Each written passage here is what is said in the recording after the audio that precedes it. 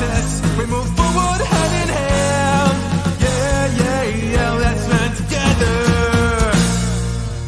Yeah. Hi, David. Welcome.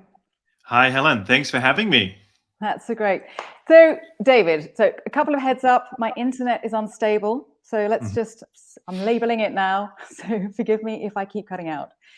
And anything else? I've got people working here. So you might see the odd person wandering around. So please don't be alarmed. Okay. Not at all. And maybe for anyone who's watching to not be alarmed either. Yeah, it'd be lovely if anybody's watching. I'm just going to have a quick look at the comments.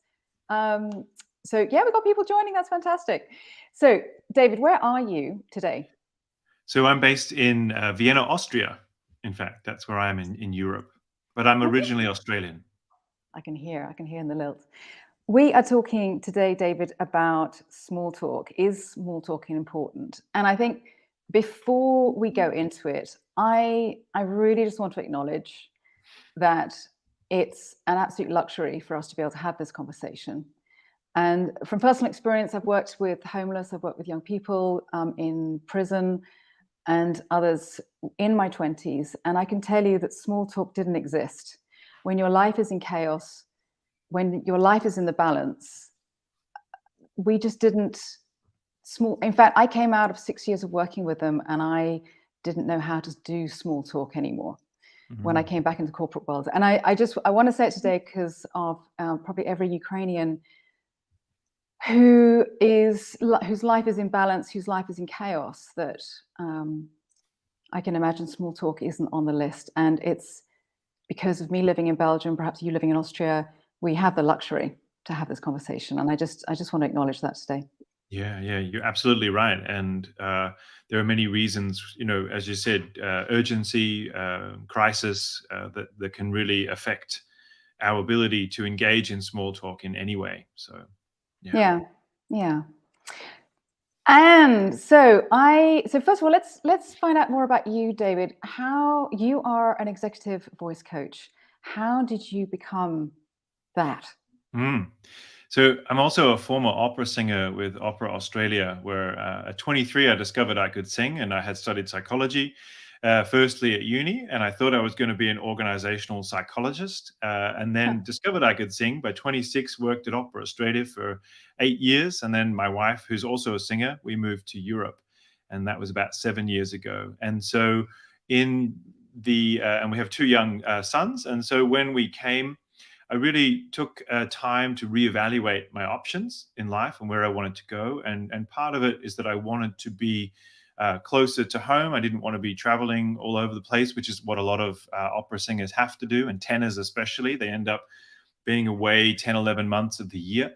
And so I really thought about, well in this period, as I supported my wife in her career change, because it was her career move that brought us here as self-initiated expats, and I decided to take a pause, and I did my master's in human resources, the CELTA course, and I started to see that I could help not only through language coaching and communication skills, could actually help people with their voices. So bringing the best from the stage into everyday life to help executives, business people not only who have to give presentations and things, but who really want to excel and grow in a personal way. And I had done my coaching diploma back in 2014 while I was singing professionally. I did it as a collaborating, a sort of correlating career, a sort of side thing to do at the time. And I then thought, well, why not make it my main thing?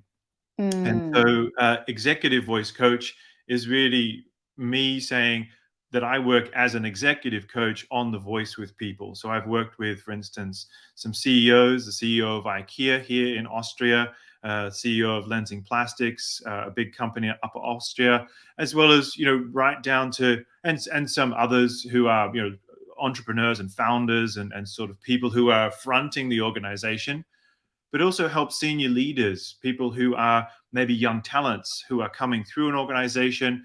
And if they can really start to master and hone their vocal skills and their personal skills in terms of presenting and communicating, then they stand a better chance to really lead the future, in the future, as professionals and as leaders of organizations. So that's really what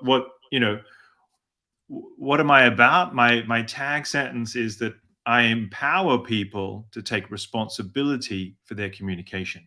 Hmm. And so I guess I know this wasn't the conversation we're going to talk about today, but just quickly on that, are you finding as an Australian, you're very comfortable with speaking, what sort of key things are you noticing with your clients in Austria where you're really making a difference? So, not knowing that really English is my special power in that as well, partly because people come to me and they say, they want to speak international English. And so there are many, I call them Denglish isms, things that are pronunciation issues where we really have to get it right. I do some work with a couple of universities in body language. And so our gesture is really important. But if you say gesture, because it's the German pronunciation, or you're using a Denglish phrase, if you're talking about gesture all the time, it's just wrong. And so there are certain words and phrases that I help people with. There are ways in which we say things that need to be explored for international English. So people always say, well, am I learning British or American English? And I say, you're really learning to understand the combination. And when you understand, you make a choice. So if someone says to me, I've chosen American English, then I will help them hone their vocal skills in that direction, or British English, or more South African, or even Australian. But I really do say I look at focusing on international English and how we use English in boardrooms, in management circles as well. So that's certainly one thing I've noticed and help people with, and also body language. So the way in which we do use, like now I'm using my hands, I'm gesturing, I coach people in the combination of all these factors. Okay. And it even ties into our point today around small talk. When you think about how you first introduce yourself to somebody, we've never met in person. We've done some certification work together, Helen. But I'm sure if we met, we'd shake hands and we would stand quite close. Whereas here, people stand further apart. There's more of sort of that feeling. Arm's length.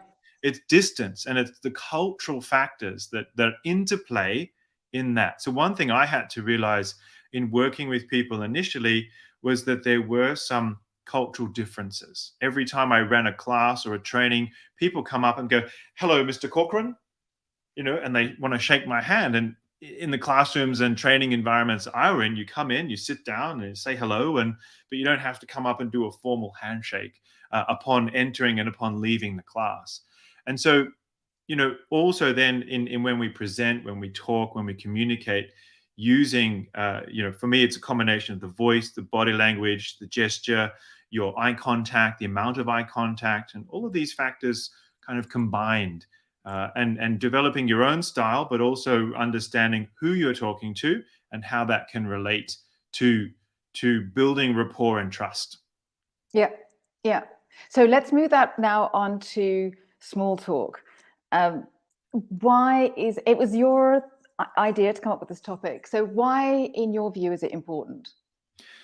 One of the questions I get asked from many course participants is, "Oh, you don't mean it when you say, 'How are you?' do you?" And in Australia, sure, there's the conversation that says, "G'day, mate. How are you? Good, mate. How are you? Great to see you. Bye." And I'm being manly in this moment, but it could be two women as well, a man or a woman, any gender or combination of person, passing in the corridor, that kind of conversation that we have. Or when you first meet someone, "Hey, how are you?" "Yeah, good, thanks. How are you?" And we have these throwaway phrases and lines. And that got me thinking initially. I kind of got like annoyed that people would continually ask me this question, because when I come into the training environment or coaching people, "How are you?" I'm really listening with my eyes and with my ears. And so I started to see that there is actually a lot of importance in small talk. And I do a lot of work in emotional intelligence with 6 seconds as well. And so when we think about emotional intelligence, it's really about being smart with your emotions. And think about all those first moments that we have with people when we enter a room digitally or in person, when we meet someone new. We're always forming impressions and judgments of each other.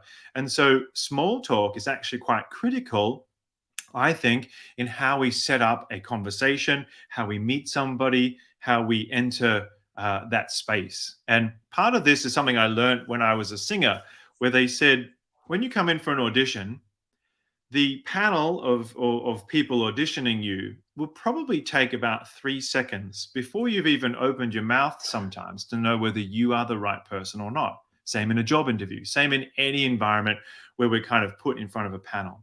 So the way you walk in and the way you smile and say, hello, good afternoon, it's wonderful to be here, or hello, everyone, thanks for having me here, can make a difference. Or, hello, I'm David, it's nice to meet you. How are you? And as coaches and trainers and people who are supporting others, I see the small talk as, how are you, Helen? And then I'm listening and waiting for your response. And I'm not planning the next thing, but I'm giving space to, in a way, understand your emotional temperature. You mentioned before, I've got workers at the back, my internet's unstable. So I know maybe for you, okay, maybe your mind is taken in different directions, and that's okay. So I'm not going to come in and say, right, if I were teaching you something, let's do the hardest, most difficult part now. We might build into it, or I might change my way or my methodology a little bit. You mentioned the people of Ukraine, refugees. All people now in Europe are affected in the sense of helping and collaborating and supporting people in moving them around Europe. And of course, then, people have concerns of their own in their own personal lives on top of that. Maybe how does that affect them? So when we're coming in, we're thinking about, okay, how can I really connect with this person? And just hold space for that. Like an emotional check-in, you might say. The small talk shouldn't be, hi, how are you? Yeah, good. Gee, what's that weather like in Belgium? Oh, that's great. Yeah, it's sunny here in Vienna. That's awesome. All right. Yeah, let's get started. Now, you might have people that you converse with like that. That might be all that's needed. But what I'm saying with small talk, because the other reason I chose the topic is, as you say, most Austrians don't like small talk. I'm quite honest with you. They don't want to engage. They feel awkward, especially in English. What do we talk about? So I always say, well, yeah, let's find some common themes. So I'm just putting some messages on screen just because great. It becomes big talk. Yeah, there's a big reason for the small talk, that we can really capture what are people saying. And yeah, we need to listen to them, feel them. Yeah, that connection and relationships. I agree with you, Lisa, that we're not just seeing it as a quick, what's in it for me, that we can fully think about, how am I showing up for that person? And as a voice coach, I say, what vocal tone do you need to bring to that conversation? Oh, tell me more. What do you mean? So when I'm working with if I put my communication skills coach hat on now, or when I teach at one of the universities, if I walk in and I'm like strict and hello everyone and talking down and speaking with a lowering tone, so I say, good afternoon everyone, welcome to the presentation, and I go down, or welcome to the training. Everyone goes, oh, that's polite. Yeah? They're going to feel they're not going to feel as enthusiastic. Well, can I just pause you there? When you speak like that, what I hear is, I'm not allowed to engage. It's a fait accompli. It's all right. That's what I picked up. Okay, I'm listening. Well, it's picking up in the sense of like, which way are we going? So the voice, you can really go up. Australians go up. G'day, how are you? And everything goes up. But if I said to you, good morning, everyone, and welcome, that feels energizing. That feels good. But many people say, good morning, everyone, welcome. I'd like to present the sales figures for the coming quarter. I've got 400 slides over the next 3 hours. Let's go. And it's like, or the manager, the leader walks in. Hi, everyone. Yep, we're all here. All right, let's get started. and there's no energy. That's sort of like this level of speaking that's very plain, that's very boring. It has its place, but not at the beginning. And then going down as well, where we might say, "Hi everyone, let's talk about the main issue on the table." So I'm starting higher and I'm going lower. So my voice is coming down in that sense of, yeah, it's serious is the point. Mm. And so Yeah. it's really, again, as a leader, you set the emotional tone of the group, the team, whoever you're leading. So you as a leader then have to be consciously aware, and small talk can also be applied to that first couple of moments when we meet, when we come into that room, and to create the connection, as Cheryl is saying here as well. To create connection, I feel we want to maybe rise. Hi everyone, good morning, good to see you all. Helen, how are you? Listen. And John, all right, yeah, good. I often encourage people to bring in a quote. I was doing some training yesterday with 6 seconds, and we have this lovely page of, if I can find it here, page of quotes. And why not start a meeting where you might say, all right, so welcome everyone. I just got a quote from Frank A. Clark here that says, if you can find a path with no obstacles, it probably doesn't lead anywhere. What do you think about that? Just give you a moment. Let's just, what emotion comes to mind, or what thought comes to mind, just in 10 seconds, and you could do a quick whip around depending on how many people in the room, or just give people a moment, talk to your partner, and just, does that resonate with where we are as a team right now? What obstacles are we facing, do you think? And that's what we want to talk about today. And you would And, say that small talk, you would well, include that. and call that, yeah, because what is small talk in that sense? Small talk is establishing a connection, trust, and maybe, as I said, sharing that emotional climate with each other. Where are we at? So I'm checking in with you, you're checking in with me. I always say to people who moderate meetings, you're setting the tone. I heard a leader recently saying, yeah, I'm setting the tone, aren't I? When you work with leaders, that's what you want to work on. That before you enter the room, can you take a nice deep breath? Can you check in with your voice? Yeah. How are you feeling? Check in with yourself and think, okay, yeah, I've just had a meeting with, or I just had a phone call and the kids are doing something crazy, or my spouse is angry with me, or something's happened, or I've just come from finance and it's been a boring presentation and now I have to go to marketing and I've got to do something else. So, what's happened before, but really what choice do you want to make now? And that's, for me, that first conversation.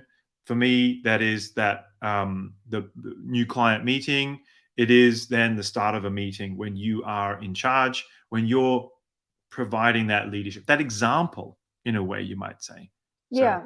as I say, if you're leading a meeting, set that tone. Doesn't mean it has to be like, hey guys, high five, and everyone's running around and, I don't mean that either. But I really mean that the way you speak is so pivotal, and what you say. And so if you say, oh, gee, look at that weather outside. I wish we were all outside. Oh, but we've got to be here for the meeting. Let's get started. That language choice, the topic, it's not going to create excitement and energy. People are going to go, oh yeah, we're going to be here for an hour now. Gosh, so each moment is different. And that's the cool part about small talk, is that we do constantly get to try it out. We can try. I've tried some things, I've come in full of energy with clients and a group of people, and they've gone, who's this weirdo? Here in Austria. And then other times when people get it, they go, oh yeah, I need that little bit of, I love my language lessons now, or I love these coachings because it's like an injection of energy that I'm getting from you. Yeah. And so there is one concept from presentation skills that Jerry Wiseman talks about, which is called the empathy loop. The empathy loop is what I feel as the presenter, you will feel as the audience involuntarily. Okay. Can you show me? So how do you feel now in our conversation? How do I feel? I'm completely engaged. I have questions. Yeah. It's making me think about different connections in coaching. Yeah. So I came into that, thinking with some questions and wanting to engage with you and those who are watching us right now. So I could come in and go, yeah, hi, Hi, Helen. Yep. Yeah, I'm a voice coach. Yep. Or hi, Helen. Yep, I'm a voice coach. I'm fantastic, and be Mr. Bing. Arrogant. No, I want to be in a space of engaging with you, in having a nice conversation. So I bring that in my heart, I bring that Okay. in my emotional state, then that transmits to the audience. So really what I'm saying is that when we're speaking, communicating, we're always sharing emotion, we're always sharing something. And so paying attention with awareness, Yeah. then intentionality about how do I want to show up to this meeting and meeting to meeting. So I often say to people, these days online, virtually, we're going from we're in our same space. So I'm in my office here and I just had a client and I'll have another client in a minute. And so So I'm just to pause you. yeah, Cheryl's written literally about this. So quickly read her question. yeah. And how do you And think this has been happening? Yeah. So in okay. the last 2 years, Cheryl, yeah, our work is even more concentrated on the digital environment. So you're right. We go from this, square space now. We go from meeting to meeting to meeting, but we have and can take a pause. So the thing to remember is when we finish this conversation, I go into my next one. Okay, who am I talking to? What do they need? How am I showing up for them? And can I just engage in a second or two and access that either emotionally or rationally, thinking about it in terms of, yeah, what does this person need? So I'm really not focusing on me and how I am focusing on how I turn up, but in the sense Yeah. of how do I turn up for that other person, you know? And we know each other quite comfortably, Helen, because we've done some work together and things and had some chats. So that's nice. But if it was somebody who you didn't know, you spend more time, building that rapport as well. Which is also why, if everyone would know, and maybe Cheryl would know this too, that when you have had a connection with somebody physically in your workplace previously, it makes those online conversations very easy, but we don't always now after 2 years have that opportunity. Yeah. So And I'm setting just an intention reading. deliberately to establish connection. Yeah, showing Yeah. up as someone who desires to add value and invest in the relationship, expanding the potential of small talk. Absolutely, Amina. Yeah. Yeah, and that's what I wanted to just kind of when I'm coaching people, there's this thing about, what do you want to achieve out of this conversation? And it always throws them when I say, so who do you choose to be? So Yeah. what energy, what intentions, Yeah. literally as you've been saying, Yeah. and there's this sort of shock that people can choose Yeah. how they show up. Yeah. That you can absolutely not be influenced by your circumstances. Yeah. And that you, for example, sometimes when I'm training, I might choose unconditional love, Hmm. which is that people can throw me questions. I don't always do that. I Yeah. didn't do it necessarily this week. Right. But yeah, the idea being, I really am going to hold on to that so people can ask me any question. They can challenge me. They can say that I'm wrong, and Hmm. just really hold that space of going, okay, and that's fine too.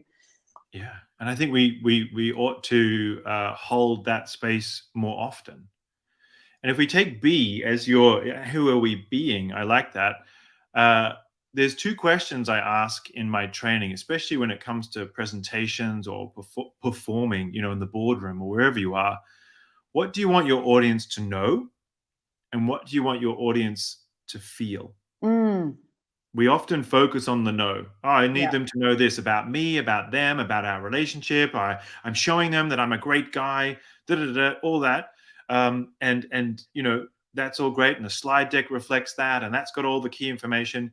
But how do you want them to feel? And that's for me the more crucial part. And that's where I focus this idea of small talk, Okay. in the sense of, yeah, afterwards, I want you to feel engaged, energized, excited. It doesn't mean that, you're going to necessarily spread that, but you have a feeling, Yeah. and being in a community, yeah, or if you're part of a community, sharing gratitude and celebrations with lift spirits for everyone. That's great, Diana. Yeah, Yeah. could be gratitude, energy check-in, emotional check-in. Most often, people go, "How are you?" Why not start with other questions? So I developed 210 different questions that I use in my training and workshop, sometimes also as a backup. But what inspires you? Helen, what makes you smile? What is one thing that has enabled you to smile today? So you can change that question to be meeting specific. Can you Could really you? though? Can you, David? Can you really pitch up? I guess I hear you, and I would be nervous. I feel like I'd really have to be I'd have to know the crowd.